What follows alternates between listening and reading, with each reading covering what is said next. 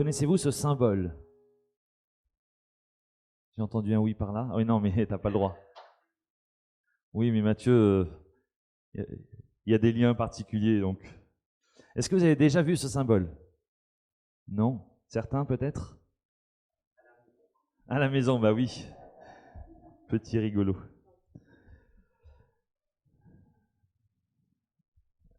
Alors, c'est un symbole que j'ai découvert, pourtant il existe depuis presque 100 ans bientôt, et c'est la croix camarguaise, puisque j'ai eu l'occasion pendant les vacances de passer quelques jours dans cette région. Je n'avais jamais prêté attention avant, pourtant c'est pas la première fois que j'allais en Camargue, mais elle m'a intrigué. Et puis il y a notamment un rond-point, elle est immense, donc on ne peut pas la rater. On la trouve sur des murs divers et variés, que ce soit les bâtiments municipaux, sur certaines églises, enfin partout, sur les prospectus, sur telle entreprise qui est de l'origine et qui veut le faire savoir.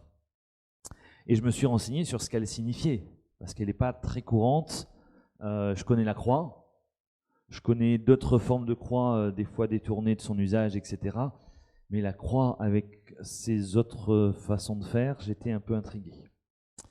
Donc c'est la croix camarguaise, ou la croix de Camargue, qui est un symbole de la Camargue, créé de toutes pièces en 1926. Vous voyez qu'on est presque près des 100 ans. Par le peintre Hermann Pohl, à la demande du marquis Folco de Baroncelli, qui avait à cœur de représenter la nation camarguaise de gardiens et de pêcheurs. Alors que représente-t-elle? Il y a, du coup, en agrandissant un peu, peut-être qu'on le voit moins bien, il y a aux extrémités de la croix le trident des gardiens, leur outil de travail, signe de la foi vécue dans le travail de chaque jour. C'est pas moi qui le dis, hein, c'est ce qu'on trouve. Si vous tapez croix camarguaise, vous trouverez ce genre de définition. Elle est enracinée, la croix, dans l'ancre de marine, symbole des pêcheurs, qui invite à l'espérance à travers toutes les tempêtes de la vie. Et elle est entourée d'un cœur qui appelle à vivre la charité et qui relie et englobe les gardiens et les pêcheurs. La foi, l'espérance et la charité, ça vous parle? 1 Corinthiens. Certains ont la foi, l'espérance et l'amour. Alors quand j'ai vu cette croix, et avant de savoir ce qu'elle signifiait, j'étais frappé bien sûr, en questionnement. Et puis quand j'ai su la signification, je me suis dit qu'en tant que chrétien, on devrait tous être camarguais. Ça plaira à Hélène, ça. Alors, je ne veux pas nier les autres régions qui ont des valeurs, etc. hein. J'ai trouvé aussi d'autres choses dans certaines régions, pas toutes, mais encore, mais parce que je ne connais pas tout non plus. Mais c'est une bonne représentation d'un passage de l'Écriture qui devrait être présent et vécu dans notre vie, le texte d'1 Corinthiens 13, comme je vous l'ai cité. Et c'est le seul verset presque que je vais citer. On va faire quelque chose que je n'ai pas trop l'habitude, de ne pas forcément ouvrir la Bible. Mais au-delà de l'affront que ça pourrait être pour certains de ne pas ouvrir la Bible, écoutez ce qu'on sait. Et voyez si peut-être Dieu veut encore nous parler de cette manière. Cette croix, elle est ornée donc du trident des gardiens, signe de la foi vécue dans le travail. Quand j'ai trouvé la première fois cette phrase, je suis resté dubitatif, en me disant, mais qu'est-ce que ça signifie? Et je ne l'ai pas compris de suite. Je me suis même dit, ouais, est-ce que ça se rapproche vraiment de la foi chrétienne? Est-ce qu'on peut le rapprocher de ce qu'on connaît? Et en fait, je l'ai compris plus tard lors d'une visite d'une manade, un troupeau de taureaux, et donc il y a des propriétaires de manades. Dans l'explication qu'il a fait en partie de son travail, parce que ce n'est pas en quelques dizaines de minutes qu'on a pu dire à la fin, ça y est, je suis prêt à être un gardien, mais on a pu apercevoir le travail qui est fait. Et les choix que le propriétaire doit faire aussi. Et j'ai compris cette phrase, d'avoir foi dans son travail. Quand le veau naît, le propriétaire ne sait pas encore ce qu'il va devenir, parce qu'il y a deux filières. Celle de la viande, mais aussi celle de la course camarguaise qui est chère à cette région. Et je précise tout de suite, il n'y a pas de mise à mort des taureaux dans cette course-là, pour ceux qui ça pourrait poser en question. C'est plus une sorte de jeu d'adresse et de technicité où je suis sûr que je ne serai pas très bon à mon avis, à part peut-être me faire valser par les cornes du taureau. En fait, à 3 ans, il y a un choix pour ce veau, en fonction de ce qu'ils ont vu dans la période de 0 à 3 ans. Ils font le choix de l'orientation de sa vie. Est-ce qu'il va servir pour la filière viande ou est-ce qu'il va servir pour la filière course? Il arrive qu'ils aient de belles pépites parmi ceux choisis pour la course. Mais il arrive aussi que parmi ceux qu'ils ont choisis pour la course, il s'avère que certains sont réfractaires au jeu et à la discipline que cela demande. Parce qu'ils ne sont pas coopératifs, parce qu'ils ne sont pas adaptés. Et là, ils ont perdu du temps.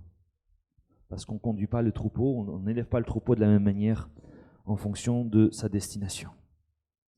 Voilà le résumé du travail au sein d'une manade. Je sais que j'ai fortement résumé, mais juste pour nous donner un aperçu. Alors dans la vie chrétienne, on ne parie pas sur la vie des gens. Et c'est là la limite des images qu'on peut avoir parfois, comme je fais ce matin. Mieux vaut le dire que de laisser croire qu'on pourrait le faire avec ce que je viens de dire juste avant.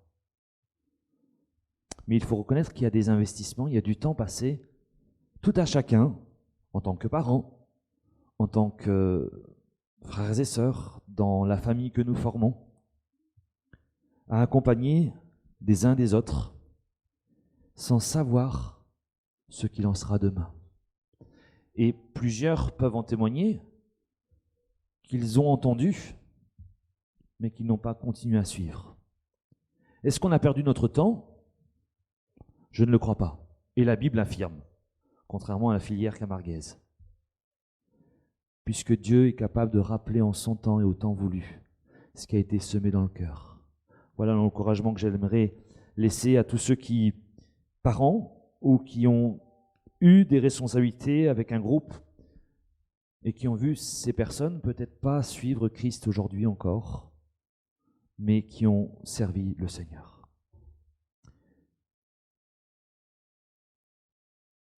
Et on ne sait pas toujours, en fait on ne sait jamais ce que Dieu va faire plus tard. On le sait au fur et à mesure du temps. Donc il faut faire confiance aussi au Seigneur et prier que ce qu'on a espéré, ce qu'on a semé, puisse se réaliser. Mais en fait, ce travail, c'est le même pour les pêcheurs. Alors ça dure moins longtemps. C'est pas au bout de 3 ans qu'ils savent le poisson s'il va finir dans l'assiette ou pas.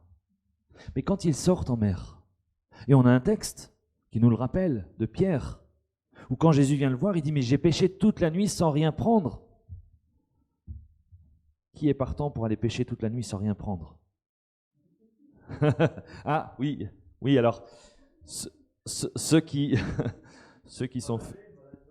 la journée, ceux qui sont férus de pêche, oui. Mais c'est pas ma passion, moi. C'est pas que j'aime pas être patient, je suis patient pour plein d'autres choses, mais pas pour ça. Alors à la canne, rester assis et pas faire de bruit. Et pas savoir s'il y a un poisson qui va mordre un moment. Et quand même il mordrait, est-ce que je vais le ramener? Mais là on parle du fil de la pêche. Pierre est sorti parce que c'était son travail, son gagne-pain. Et il est revenu jusqu'à ce moment-là, en tout cas sans rien. On pourrait avoir cette portée, cette image portée sur ceux qui ont à cœur l'évangélisation et qui vont semer et qui ne savent pas si la nourriture qui est semée va être absorbée et s'il y aura une réaction maintenant. Mais heureusement, ce n'est pas toujours que nous ne voyons pas les fruits, et nous voyons des fruits autour de nous se faire, peut-être parfois lentement, mais quand même se faire. Mais il y a une chose commune à ces deux actions, à ces deux métiers, mais si je ramène après à la foi, qu'on soit gardien ou pêcheur, il y a le fait de croire que ce que je fais va rapporter quelque chose. Et ça, je ne peux qu'être admiratif, si je peux prendre ce mot-là, de cette persévérance qu'ils ont. Combien ont préféré un métier qui soit plus sûr dans sa rentabilité, ou quand on investit, on est sûr d'avoir quelque chose.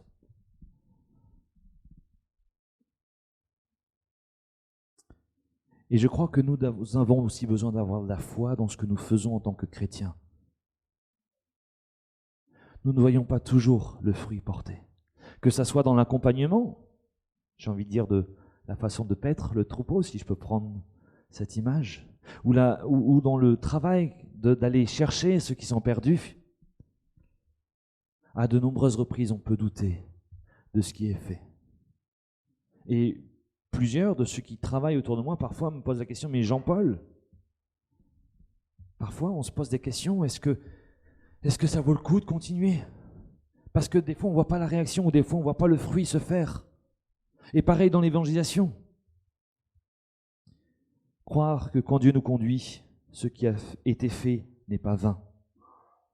Ne soyons pas pessimistes, ne jetons pas le bébé avec l'eau du bain, devenu inutile. Croyons, ayons foi en Dieu, qui est le seul à sauver, à restaurer, et c'est lui qui bâtit son Église. Et acceptons aussi que parfois, nous ne voyons pas le fruit. Cela ne veut pas dire qu'on ne doit pas pouvoir se remettre en question sur comment on fait les choses, bien sûr. Mais Dieu est Dieu. Alors cette croix est enracinée dans l'encre. Elle invite à l'espérance à travers toutes les tempêtes de la vie. J'ai aimé cette définition. Nous connaissons la difficulté du métier de pêcheur. Et je ne parle pas de la pêche à la ligne, mais de celui qui sort en mer, en haute mer, qui peut être pris dans une tempête, au risque de sa vie, et plusieurs n'en sont pas revenus. Revenir sans résultat de pêche. Et il en est de même avec le gardien, même si ça paraît moins risqué, quoique, puisqu'il est soumis aux aléas de la météo, des parasites, des maladies, des blessures que l'animal pourrait recevoir les uns dans les autres, ou qu'il pourrait recevoir lui-même s'il n'y prend pas garde, parce que ça reste un métier avec un certain danger. Et qui ne peut avoir la certitude de ce que sera l'avenir? Pour ces deux métiers, ils espèrent. Ils croient fermement comme une ancre enracinée au fond de l'eau. L'ancre, quand elle s'accroche à quelque chose de solide. Elle ne flotte pas simplement. Ce n'est pas un flotteur, une ancre. Elle vient s'accrocher dans quelque chose de solide. Où est notre espérance? Pourquoi le chrétien ne pourrait pas se reposer en paix en celui qui est fidèle dans toutes les tempêtes de la vie? Oh, c'est quelque chose qu'on ne découvre pas, bien sûr. Mais combien de fois nous passons à côté, parce que submergés par différentes choses de la vie, et Dieu nous l'a encore rappelé ce matin. Où est notre espérance? On a déjà entendu des témoignages, et le dernier de Sandrine, qui pour moi était un encouragement dans l'épreuve de santé qu'elle a vécue cet été. L'espérance et la paix. Malgré la gravité, l'espérance et la paix. Et ce n'est pas le seul témoignage, bien sûr. Jésus nous dit: ne crains rien. L'espérance nous amène à persévérer, car nous savons que notre Dieu veille, que les choses vont changer. Ce qui est noir va venir à lumière. Ce qui est sombre va venir à la clarté. Combien d'entre nous, et j'en fais partie aussi dans la vie, qui devant les difficultés parfois baissent les bras. Et humainement, c'est naturel, c'est normal de pouvoir le faire. Mais il ne faut pas y rester, parce que nous avons notre secours qui est en Dieu. Dieu ne juge pas, il t'invite à redresser la tête, à reprendre le travail et à persévérer. Parce que cette ancre, quand elle est fondée, elle est enracinée en lui, alors il n'y a point de risque. Ces deux métiers sont liés par une seule chose, le cœur, qui signifie la charité ou l'amour. Que puis-je faire si je n'ai pas l'amour? Pas l'amour de Christ, bien sûr, je parle. C'est-à-dire une capacité à aimer sans attendre en retour quelque chose. Nous connaissons bien ce texte de 1 Corinthiens, dont le dernier verset est représenté par cette croix particulièrement, je trouve. Mais entre la connaissance et le vécu, est-ce que les deux sont en phase ou est-ce que l'un est éloigné de l'autre? Et ce n'est pas toujours facile. Combien de fois il manque de cet amour qui prend soin, qui pardonne, voire même de l'amour dans notre action. Et j'ai besoin, nous avons besoin d'être sensibles à la voix de l'Esprit de Dieu pour être interpellés, afin que ce que je fais soit pour lui et lui seul en premier.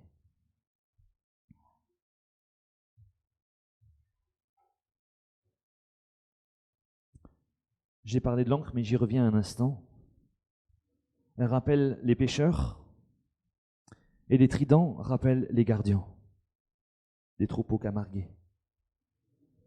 Mention donc des deux métiers dominants de la mer et de la terre dans cette région en particulier, afin de vouloir lier les deux corporations. C'était vraiment le but de ce marquis, de ne pas avoir une opposition entre l'un et l'autre, mais d'avoir quelque chose de soudé, une seule nation. Et ça me parle. Combien de fois j'ai vu des gardiens, des gens qui gardent le troupeau, qui prennent soin, être en opposition avec ceux qui vont pêcher. Et vice-versa. Il n'y en a pas un mieux qu'un autre. Parce que le travail est différent. La vision est différente. Même s'il y a des choses communes, il y a aussi des choses différentes. Et ce marquis a voulu lier ces deux-là avec cette croix. Le chef de l'Église a voulu lier les différentes parties de son corps au travers de lui. Il n'y a pas d'opposition à avoir entre ces deux métiers, ici pêcheur et gardien. L'un n'est pas plus que l'autre. Évidemment que quand vous promenez en Camargue, vous avez plus tendance à voir les troupeaux, les gardiens. Encore, il faut rentrer dans les chemins. Plutôt que les pêcheurs, parce que les pêcheurs, vous les avez qu'en bord de mer. Et puis il faut être là quand ils partent et quand ils rentrent. Mais si vous regardez la carte des restaurants des villes et villages de cette région, vous verrez la présence non négligeable de produits à base de poissons comme de viande. L'un et l'autre sont utiles à la vie de cette nation. Et j'en vois donc ici le symbole aussi de deux actions de l'Église, de prendre soin de ceux qui sont présents, les gardiens, et d'être tourné vers ceux qui sont encore absents, les pêcheurs. Les deux pouvant vivre des difficultés, les deux pouvant être confrontés à des tempêtes, à des aléas qu'on ne maîtrise pas. Mais nous savons que le chef connaît toutes choses.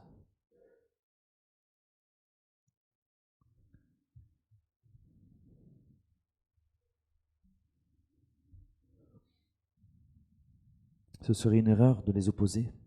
Il y a une complémentarité à avoir. Nous avons un texte biblique qui parle des gardiens et des pêcheurs. Vous allez me dire, ah bon, on parlait déjà de la Camargue? Marc 16, allez par toutes les nations. Allez chercher ceux qui sont perdus. Et faites des disciples. Enseignez-leur. Alors là, l'ordre est donné aux apôtres, et l'Église l'a repris à son compte, et j'espère que nous le reprenons à notre compte, bien sûr, cette mission du Seigneur. Mais il y a bien ces deux aspects, d'aller chercher les perdus, mais aussi de prendre soin de ceux qui sont là ou de ceux qui arriveront. Cette croix, il manque une chose. Elle ne parle pas des touristes. Ce n'est pas un métier d'être touriste. Ce n'est pas le touriste qui prend soin d'un troupeau, même s'il apprend en quelques instants des notions générales comme j'ai pu en avoir. ou qui a la passion d'aller chercher le poisson, de se lever tôt et de passer de nombreuses heures en mer.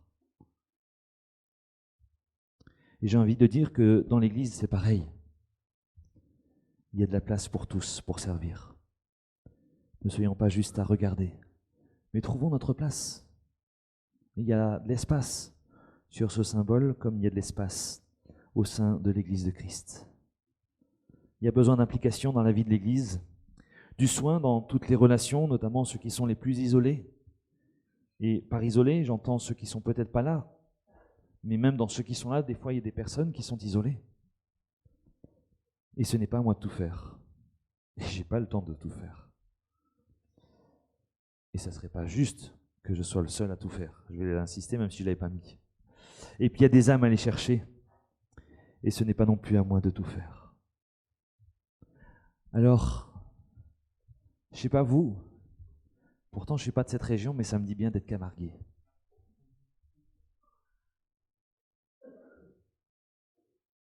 D'être prêt à servir le Seigneur dans l'unité. Elle vaut ce qu'elle vaut, cette image, mais je vous la laisse. Et que vous puissiez, au-delà de l'image, aller rechercher dans la parole du Seigneur. Soit 1 Corinthiens 13, à aller vivre et partager. Et puis tous les autres textes que j'ai pu mentionner, soit en citant la référence, soit en faisant une allusion.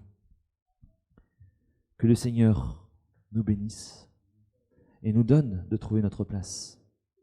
Nous donne d'être persévérants dans la foi, dans ce que nous faisons, dans l'espérance au-delà de ce que nous pouvons voir, et dans, qu'est-ce que j'ai oublié? Et l'amour, pardon, qui nous unit et que Dieu nous donne de pouvoir vivre.